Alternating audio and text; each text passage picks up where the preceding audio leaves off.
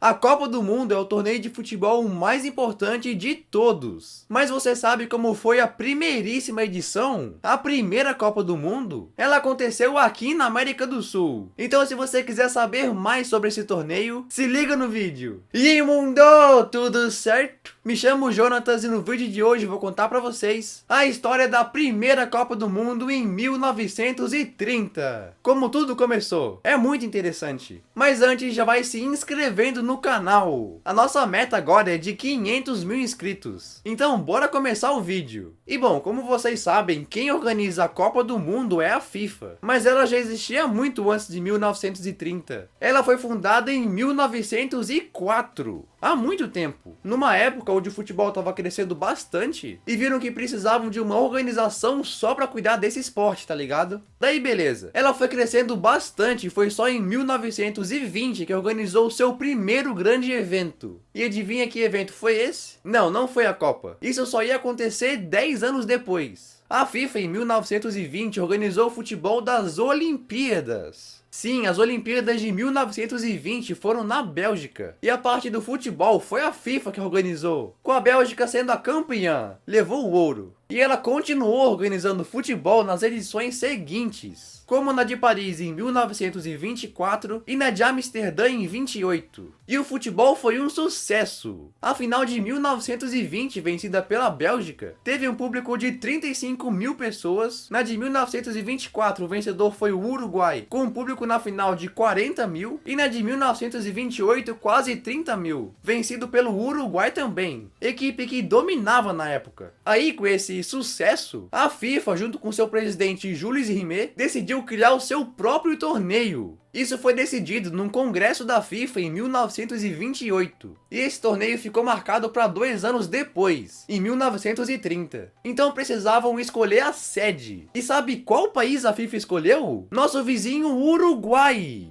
Mano, o Uruguai foi escolhido para ser a sede porque eles eram uma potência no futebol na época. Tinham ganhado as Olimpíadas de 1924 e 1928. E em 1930, o Uruguai também comemorava o centenário de sua Constituição. Então a sede estava escolhida. E os jogos iam acontecer em 3 estádios. No Estádio Pocitos, também o Gran Parque Central e o terceiro e maior era o Estádio Centenário. Era gigante demais. Então a sede já tinha. Faltava ver agora quais seleções iam jogar. E essa foi a única Copa que não teve eliminatórias para se classificar. A FIFA simplesmente convidou os países membros a participar. Só que tinha um problema. Quase todos os países europeus foram desistindo de disputar. Porque o mundo estava passando por uma crise, os times não estavam dispostos a cederem seus melhores jogadores, e a viagem da Europa para cá tinha que ser feita de navio. Pois é, eram 2 semanas de navio de lá até o Uruguai. E de volta dava um mês, tá ligado? Mas o presidente Jules Rimet conseguiu garantir a presença de pelo menos 4 seleções europeias: França, Bélgica, Romênia e Iugoslávia. Só esses 4 europeus. E no total, a Copa de 1930 teve 13 participantes. 4 europeus e 9 do continente americano. Os Estados Unidos, o México, Peru, Chile, Bolívia, Paraguai, Brasil, Argentina e, claro, Uruguai. Tipo, teve mais times da América do Sul na Copa de 1930 com 13 participantes do que na de 2018, por exemplo, que teve só 5 de 32. Mas tá, esses 13 times foram divididos em 4 grupos. Um deles com 4 equipes e os outros tinham 3 times, onde apenas o primeiro de cada se classificava. E a primeira partida da Copa foi entre França e México. Então o primeiro gol da história das Copas foi marcado por um francês, Lucien Laurent. O primeiro de uma goleada de 4-1 para cima dos mexicanos. Mas naquele grupo, quem brilhou mesmo foram os argentinos. Sim, a Argentina ganhou todos os 3 jogos da fase de grupos, ganhando até da França, ficando em primeiro e se classificando para a fase final. Aí nos outros grupos, o Uruguai ficou em primeiro num grupo com Romênia e Peru, e os Estados Unidos ficaram em primeiro em seu grupo com Paraguai e Bélgica. Os Estados Unidos surpreenderam, hein?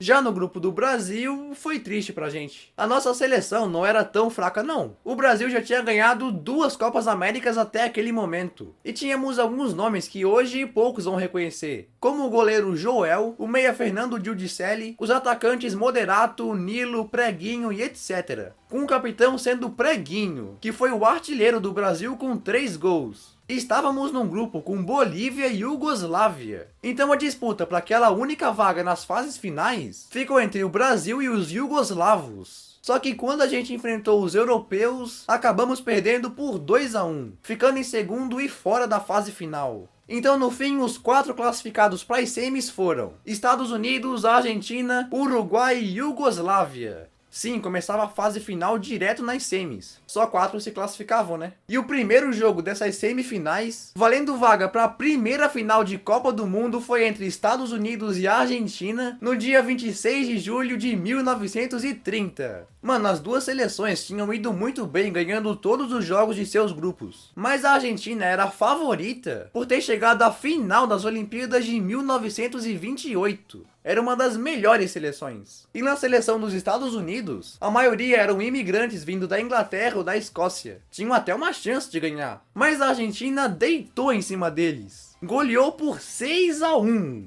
Foi uma goleada, mas os argentinos tiveram muita vantagem naquele jogo, porque muitos dos principais jogadores estadunidenses acabaram se lesionando durante a partida, como um cara chamado Rafael Tracy, que lesionou feio a perna. Isso no início do primeiro tempo, mas o cara ficou no campo até o fim da primeira etapa. Meu, os argentinos quebraram demais os norte-americanos. Então os Estados Unidos, que estavam perdendo por 1-0, no segundo tempo acabaram levando mais 5, terminando 6-1. Então a Argentina se tornou a primeira seleção a se classificar para uma final de Copa do Mundo. Faltava ver quem ia ser o próximo finalista, Iugoslávia ou o time da casa, Uruguai. Todo mundo achou que ia ser fácil para o Uruguai, mas quando começou o jogo, a Iugoslávia logo aos 4 minutos abriu o placar. Os europeus começaram jogando muito melhor. A resposta uruguaia só veio aos 18 minutos com Pedro Cea, empatando 1-1. Aí logo depois disso eles já viraram para 2-1 e no primeiro tempo mesmo aumentaram para 3-1. O jogo se transformou da água para o vinho para os uruguaios. E no segundo tempo repetiram a mesma dose marcando mais 3. Terminando o jogo em 6-1. Então estava definida a primeira final de Copa do Mundo. E era uma final muito esperada por todos por ser um clássico. O Uruguai contra a Argentina. Mano, esses dois países tinham disputado a final das Olimpíadas de 1928, que o Uruguai tinha ganhado. Então os argentinos queriam a revanche. Esse jogo ia ser muito esquentado. E a polícia sabia disso. Então estavam preparados para qualquer coisa que poderia acontecer. Além de revistar os torcedores para prevenir de alguém levar algo que pudesse ferir o outro. Teve até uma galera vindo de barco de Buenos Aires até Montevidéu só para assistir esse jogo. Ia ser muito doido. Aí o juiz só aceitou apitar aquela partida se ele fosse protegido por policiais no final. Ele tinha medo de deixar alguma torcida brava e pediu seguranças para depois do jogo. Mas quando estava chegando a hora da partida, no grande estádio Centenário, as duas equipes começaram a discutir por questões de detalhes. Tipo, eles não entravam em acordo sobre a bola que ia ser usada. Os uruguaios não queriam jogar com a bola dos argentinos e vice-versa. Então a FIFA teve que intervir e conseguir um acordo. No primeiro tempo ia ser usada a bola fornecida pelos argentinos e no segundo tempo a bola fornecida pelos uruguaios. Então finalmente começou o jogo e o Uruguai abriu o placar aos 12 minutos. 1-0. Mas aí a Argentina marcou aos 20 e aos 37 do primeiro tempo, virando para 2-1. Então terminou o primeiro tempo com a Argentina levando a melhor. Mas na segunda metade, o Uruguai virou o jogo novamente. Empatou aos 12 minutos, virou aos 23 e fechou o caixão aos 44 do segundo tempo, terminando com o placar em 4-2. O Uruguai vencia a primeira Copa do Mundo, mostrando ser de fato a melhor equipe do planeta na época. Ganhou as Olimpíadas de 1924, de 1928 e agora a Copa de 1930. O país entrou em festa, tanto que no dia seguinte à conquista foi declarado feriado nacional.